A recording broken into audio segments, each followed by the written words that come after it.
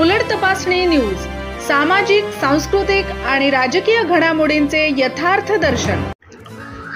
मानवी जीवनात काही क्षण असे असतात की त्या क्षणांना जगण्याची संधी प्रत्येकाला एकदाच मिळत असते। त्यानंतर मात्र कितीही प्रयत्न केले तरी गेलेला क्षण आपण कधीच जगू शकत नाही।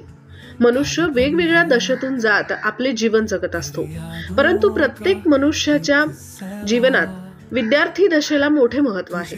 तसे पाहिले तर मनुष्य हा समाजशील प्राणी असल्याने तो अखेरच्या श्वासापर्यंत काही ना काहीतरी शिकतच असतो। असे असताना त्याच्या शालेय आणि महाविद्यालयीन शिक्षणालाच खरी विद्यार्थी दशा समजली जाते, कारण याच काळात तो जीवनाच्या महत्त्वाच्या टप्प्यातून मार्गक्रमण करत शिकत असतो। या दशेतील शिक्षण आणि शिकताना सोबत असलेले मित्र हेच मनुष्याच्या जीवनाचा अविभाज्य भाग बनलेला असतो।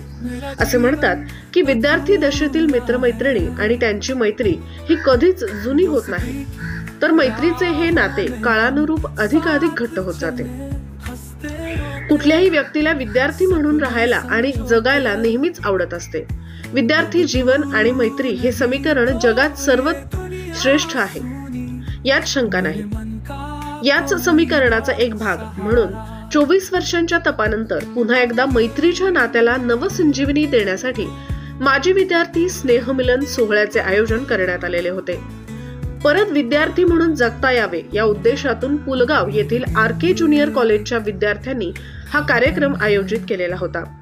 पुलगाव पासून अवघे 10 किलोमीटर अंतरावर असलेल्या ताईचा मळा या कृषी पर्यटन पार्कच्या निसर्गरम्य सानिध्यात सदर कार्यक्रम पार पडला। सन 1999 ते 2001 या कालावधीत इयत्ता 11वी व 12वी मध्ये शिकणाऱ्या सर्व विद्यार्थी आणि विद्यार्थिनींना यामध्ये सहभागी होण्याचे आवाहन करण्यात आलेले होते। त्यानुसार इच्छुक मित्रमैत्रिणींनी वेळात वेळ काढून या कार्यक्रमास आपली उपस्थिती दर्शवली। कार्यक्रमाची सुरुवात आपल्याला शिक्षणाचा हक्क मिळवून देणारे महात्मा ज्योतिराव फुले तथा भारतीय राज्यघटनेचे शिल्पकार महामानव डॉक्टर बाबासाहेब आंबेडकर या दोन्ही महापुरुषांना जयंतीनिमित्त अभिवादन करून करण्यात आले। यावेळी उपस्थित प्रत्येकाने आपला परिचय देऊन 24 वर्षापूर्वीच्या अनुभवांना कथन करून तत्कालीन आठवणींना उजाळा दिला। कार्यक्रमाची विशेषता म्हणजे 24 वर्षापूर्वी विद्यार्थी दशेत असणारे विद्यार्थी आज देखील विद्यार्थी म्हणूनच या कार्यक्रमात सहभागी झालेले होते। आपल्या पारिवारिक जबाबदारीतून वेळ काढून आलेले मित्रमैत्रिणी अगदी तणावमुक्त होऊन या अनमोल क्षणांचा आनंद घेताना दिसले। कार्यक्रमात काहींनी गाणे गाऊन तर काहींनी मजेशीर खेळ खेळून कार्यक्रमाची रंगत वाढवली। एवढ्या वर्षानंतर एकत्र आल्याचा आनंद उपस्थित प्रत्येकाच्या चेहऱ्यावरून ओसंडून वाहताना दिसत होता। अगदी विद्यार्थी बनून सर्वांनी कार्यक्रमाला आणखी आकर्षक बनविले। यानंतर सुद्धा दरवर्षी स्नेहमिलनाचा कार्यक्रम आयोजित करण्याचे यावेळी सर्वानुमते ठरवण्यात आले।